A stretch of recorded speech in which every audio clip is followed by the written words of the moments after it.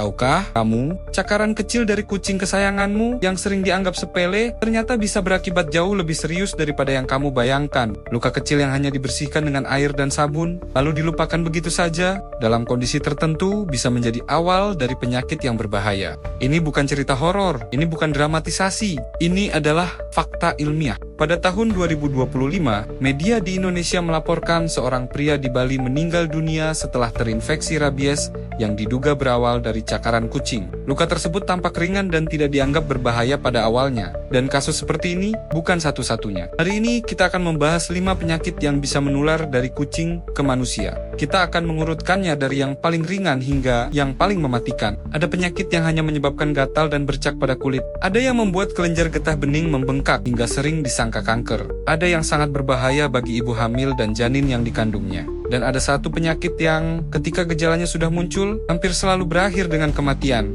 Sebelum kita mulai, coba tanyakan pada dirimu sendiri. Pernahkah kamu mengabaikan luka cakaran kucing karena terlihat kecil? Pernahkah kamu menganggap gigitan ringan tidak perlu diperiksa? Pernahkah kamu membersihkan kotak pasir tanpa sarung tangan? Atau membiarkan kucing menjilat luka terbuka di kulitmu? Pertanyaan-pertanyaan sederhana ini mungkin terdengar sepele, tetapi jawabannya bisa menentukan seberapa besar risiko yang kamu hadapi. Karena mencintai kucing bukan berarti menutup mata terhadap fakta ilmiah. Memahami risikonya justru merupakan bagian dari menjadi pemilik yang bertanggung jawab.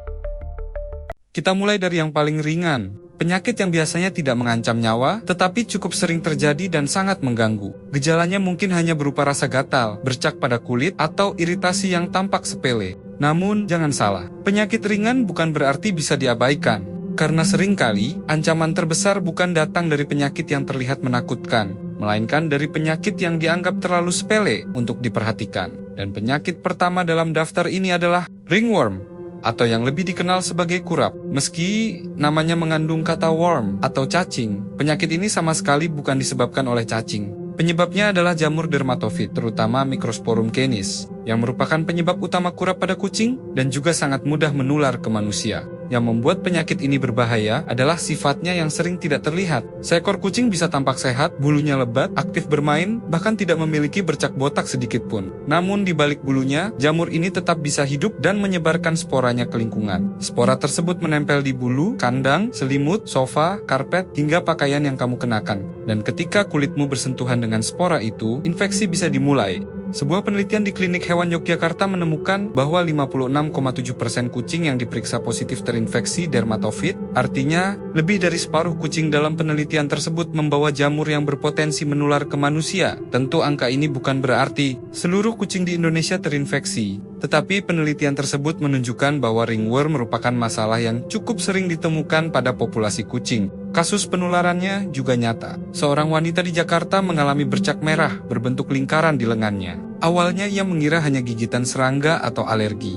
Namun setelah diperiksa, penyebabnya adalah infeksi jamur yang tertular dari kucing peliharaan milik keluarganya. Pada laporan kasus lain, 3 ekor kucing dalam satu rumah terinfeksi ringworm. Tak lama kemudian, anggota keluarga yang sering memeluk dan menggendong kucing-kucing tersebut juga mengalami gejala yang sama. Inilah mengapa ringworm sering disebut sebagai penyakit yang mudah menyebar di dalam satu rumah. Gejala pada manusia biasanya berupa bercak merah berbentuk lingkaran. Tepinya tampak lebih merah daripada bagian tengah. Rasanya gatal, kulit menjadi bersisik, dan perlahan bercaknya membesar. Paling sering muncul di tangan, lengan, wajah, atau bagian tubuh yang sering bersentuhan dengan kucing. Bagi sebagian orang, infeksi ini memang hanya mengganggu, tetapi pada anak-anak, lansia, atau orang dengan daya tahan tubuh yang lemah, infeksi bisa menyebar lebih luas, berlangsung lebih lama, dan membutuhkan pengobatan yang lebih intensif. Kabar baiknya, ringworm bisa disembuhkan. Kasus ringan biasanya cukup diobati dengan krim anti jamur. Sedangkan infeksi yang lebih luas sering memerlukan obat anti jamur yang diminum selama beberapa minggu. Yang jauh lebih penting adalah mencegah penularannya. Periksa kondisi bulu kucing secara rutin. Segera bawa ke dokter hewan jika muncul bercak botak atau kulit bersisik. Biasakan mencuci tangan setelah memegang kucing.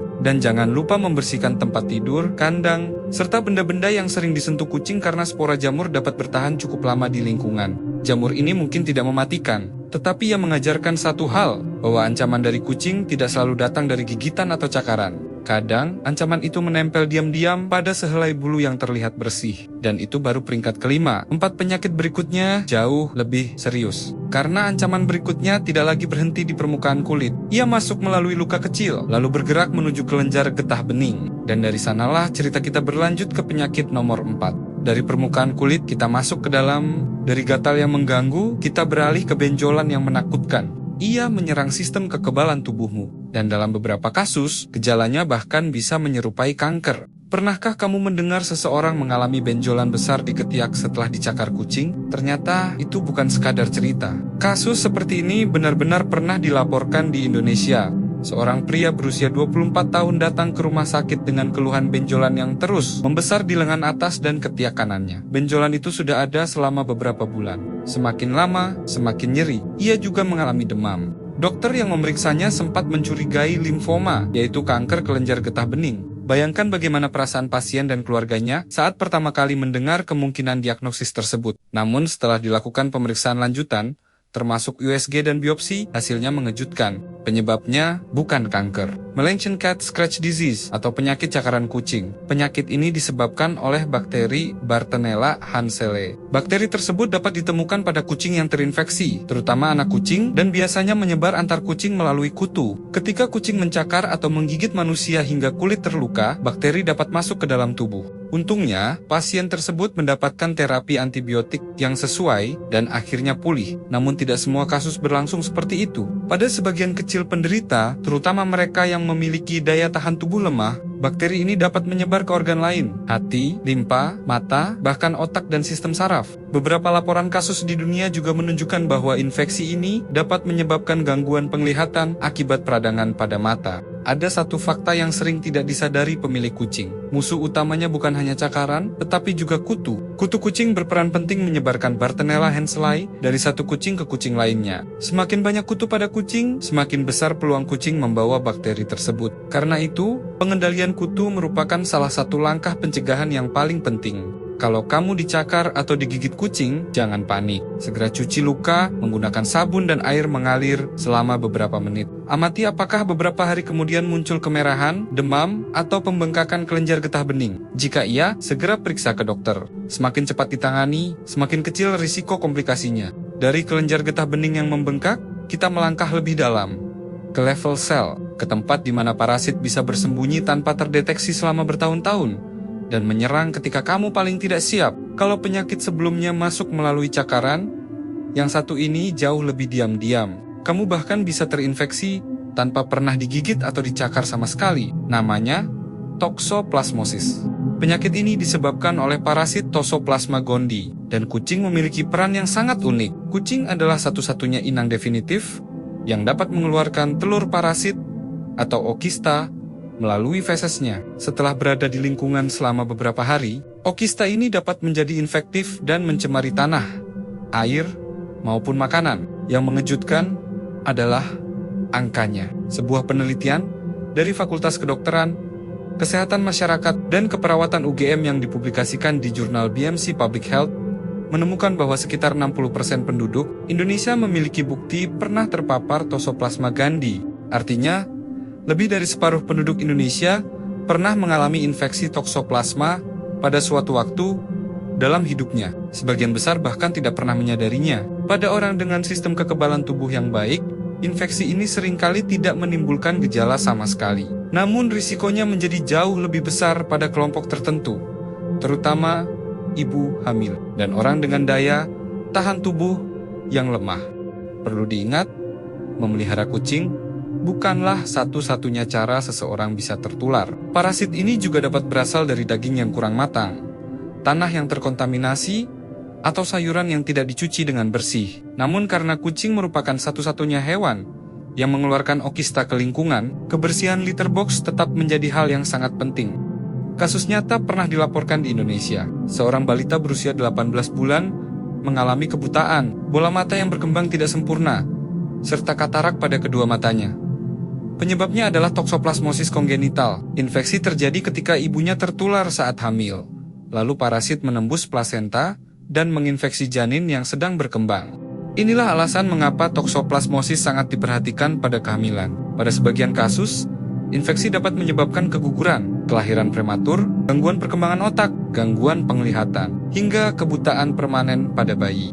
Risikonya tidak berhenti di situ. Pada orang dengan sistem kekebalan tubuh yang sangat lemah, seperti sebagian pasien HIV yang belum mendapatkan terapi, parasit ini dapat aktif kembali dan menyerang otak. Salah satu kasus di Indonesia terjadi pada seorang pria berusia 35 tahun dengan HIV. Ia datang ke rumah sakit dengan kelemahan pada anggota geraknya. Hasil CT scan menunjukkan massa di otak yang sempat dicurigai sebagai tumor, namun setelah pemeriksaan lebih lanjut, penyebab sebenarnya adalah toksoplasmosis cerebral. Parasit yang selama ini diam di dalam tubuh kembali aktif ketika sistem kekebalan melemah. Ketika sudah mencapai otak, gejalanya bisa sangat berat, mulai dari sakit kepala hebat, kejang, gangguan bicara, kelumpuhan, hingga penurunan kesadaran. Tanpa pengobatan yang cepat, kondisi ini dapat mengancam jiwa. Kabar baiknya, toksoplasmosis dapat diobati. Dokter biasanya menggunakan kombinasi obat antiparasit dan antibiotik tertentu. Semakin cepat terdiagnosis, semakin besar peluang untuk mencegah kerusakan yang permanen.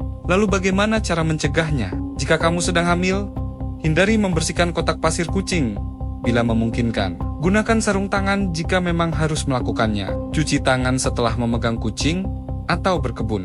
Masak daging hingga benar-benar matang, dan selalu cuci sayuran sebelum dikonsumsi. Parasit ini tidak terlihat, tidak berbau, tidak menimbulkan suara. Tetapi diam-diam, ia telah menginfeksi jutaan orang di Indonesia. Bagi sebagian besar orang, infeksi ini mungkin berlalu tanpa disadari. Namun bagi seorang ibu hamil atau seseorang dengan daya tahan tubuh yang lemah, satu infeksi saja bisa mengubah hidup selamanya, dan itu baru peringkat ketiga. Dua penyakit berikutnya jauh lebih mematikan, karena ancaman selanjutnya tidak lagi berasal dari kotoran, melainkan dari bakteri yang dapat menyebar melalui urina, dan dalam hitungan hari merusak organ-organ vital di dalam tubuh. Dari kotak pasir, kita bergerak ke tembok. Dari feses, kita beralih ke urina. Dan inilah penyakit yang paling diabaikan di Indonesia. Padahal dalam hitungan bulan, ia sudah merenggut banyak nyawa. Ini adalah salah satu penyakit zoonosis yang paling sering terlambat dikenali di Indonesia. Dan justru karena terlambat dikenali, penyakit ini bisa berubah menjadi mematikan. Namanya leptospirosis. Penyakit ini disebabkan oleh bakteri Leptospira. Bakteri tersebut keluar melalui urin hewan yang terinfeksi. Manusia dapat tertular ketika bakteri masuk melalui luka pada kulit, atau melalui selaput lendir seperti mata, hidung dan mulut yang kontak dengan air, atau tanah yang telah terkontaminasi. Di Indonesia, musim hujan selalu membawa risiko yang lebih tinggi, karena bakteri ini mampu bertahan hidup di lingkungan yang lembab dan tergenang air. Dan sayangnya, banyak orang baru menyadari penyakit ini ketika kondisinya sudah sangat berat. Contohnya terjadi di Yogyakarta. Pada semester pertama tahun 2025, tercatat 19 kasus leptospirosis di kota Yogyakarta. 6 diantaranya meninggal dunia. Angka kematiannya mencapai lebih dari 30%. Korban berasal dari berbagai kelompok usia. Ada remaja, ada orang dewasa. Salah satu pasien mulai mengalami gejala pada akhir Juni, namun baru mendapatkan perawatan di rumah sakit sekitar 1 minggu kemudian. Keesokan harinya, ia meninggal dunia. Leptospirosis memang dapat berkembang sangat cepat apabila diagnosis dan pengobatan terlambat. Lalu, apa hubungannya dengan kucing? Selama ini kita lebih sering mendengar tikus sebagai sumber leptospirosis. Dan memang benar, tikus merupakan reservoir utama bakteri ini. Namun, penelitian terbaru di Sleman, Yogyakarta, juga menemukan bahwa sebagian kucing memiliki antibodi terhadap Leptospira. Artinya, kucing juga dapat terpapar bakteri tersebut, terutama kucing yang sering berburu tikus atau hidup di lingkungan yang tercemar. Pada sebagian kasus, kucing yang terinfeksi juga dapat mengeluarkan bakteri melalui urinnya. Keberadaan kucing tetap perlu diperhatikan sebagai bagian dari rantai penularan leptospirosis, terutama jika kucing sering berkeliaran di daerah yang banyak tikus atau genangan air. Yang membuat penyakit ini sangat berbahaya adalah gejalanya. Pada awal infeksi, leptospirosis sering terlihat seperti penyakit biasa, demam, sakit kepala, nyeri otot, mual. Kadang disangka influenza, kadang dikira tifus, bahkan sering menyerupai demam berdarah. Akibatnya, banyak pasien memilih beristirahat di rumah atau minum obat sendiri. Padahal, di dalam tubuh, bakteri terus menyerang organ-organ vital. Jika tidak segera diobati, leptospirosis dapat menyebabkan gagal ginjal, kerusakan hati, darahan paru, hingga kegagalan banyak organ sekaligus. Pada tahap inilah, angka kematian meningkat tajam. Kabar baiknya, Leptospirosis bisa diobati. Antibiotik seperti doksisiklin atau penisilin sangat efektif bila diberikan sejak dini. Namun jika pasien sudah mengalami gagal organ, perawatannya menjadi jauh lebih sulit. Sebagian pasien bahkan memerlukan cuci darah dan perawatan intensif. Lalu, bagaimana cara mencegahnya? Gunakan alas kaki saat melewati genangan air. Tutup luka terbuka sebelum beraktivitas di lingkungan yang becek. Kendalikan populasi tikus di sekitar rumah. Jaga kebersihan lingkungan. Dan jika kucingmu sedang sakit atau dicurigai terinfeksi, segera periksakan ke dokter hewan agar tidak berkeliaran bebas. Leptospirosis mengajarkan satu hal, ancaman terbesar seringkali bukan berasal dari penyakit yang langka, melainkan dari penyakit yang gejalanya terlihat biasa, demam, nyeri otot, sakit kepala. Gejala yang membuat banyak orang terlambat mencari pertolongan, dan ketika diagnosis akhirnya ditegakkan, kadang semuanya sudah terlambat.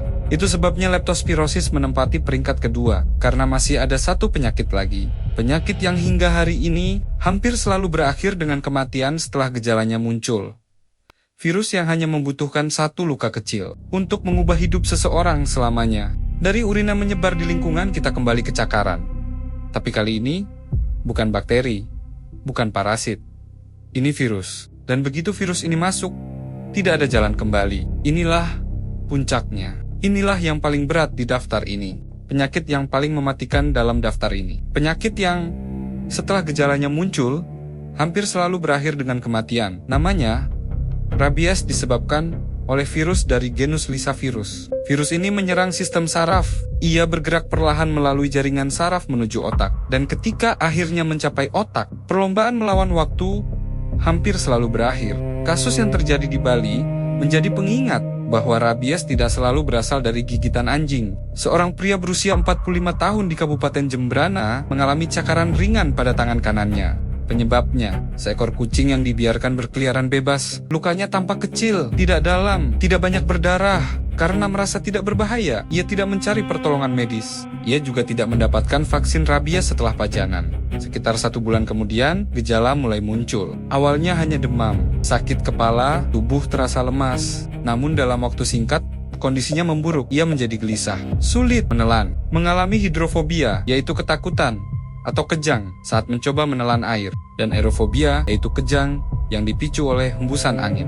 Pemeriksaan menunjukkan gangguan pada sistem saraf. Kesadarannya berubah-ubah, refleksnya meningkat, fungsi tubuh yang seharusnya bekerja otomatis mulai terganggu. Meskipun telah mendapatkan perawatan intensif di rumah sakit, virus itu sudah lebih dulu mencapai otaknya. 2 hari kemudian, ia meninggal dunia. 1 cakaran kecil, 1 keputusan untuk tidak mencari pertolongan, 1 nyawa hilang. Dan ini bukan satu-satunya kasus. Di Kabupaten Jembrana sepanjang tahun 2025, tercatat lebih dari 100 kasus pajanan oleh hewan penular rabies. Sebagian besar memang berasal dari anjing. Namun beberapa kasus juga melibatkan kucing. Secara nasional, puluhan ribu orang setiap tahun menjalani penanganan setelah digigit atau dicakar hewan yang berisiko membawa rabies. Karena itu, setiap pajanan harus dianggap serius.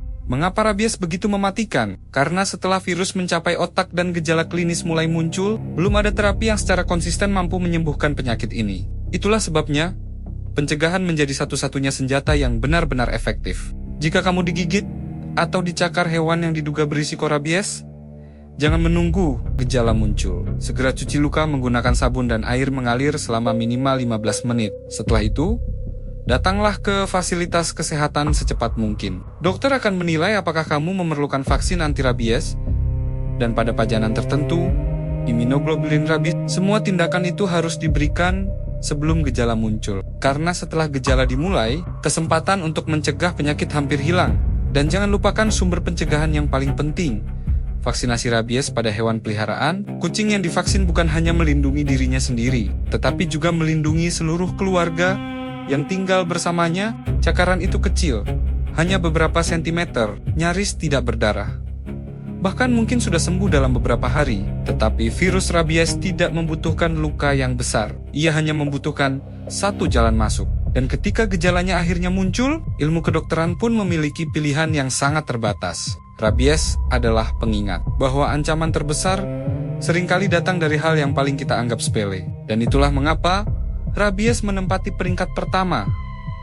Bukan karena paling sering terjadi, tetapi karena hampir tidak memberi kesempatan kedua kepada korbannya yang Malang. Kelima penyakit ini, dari nomor 5 hingga nomor 1, membuktikan satu hal, mencintai kucing bukan berarti mengabaikan fakta ilmiah di balik setiap cakaran, jilatan, dan butiran pasir di kotaknya. Kita tidak perlu takut pada kucing. Kita perlu tahu. Kita perlu waspada, dan kita perlu bertindak. Vaksinasi, kebersihan, perhatian pada luka sekecil apapun, karena di balik bulu lembut dan dengkuran yang menenangkan, ada dunia mikroskopis yang bisa mengubah hidupmu, mulai dari yang paling ringan sampai yang paling mematikan. Terima kasih sudah menonton sampai detik ini. Saya sangat menghargai perhatian Anda. Jangan lupa like, komen, dan subscribe untuk konten-konten kesehatan hewan dan zoonosis lainnya.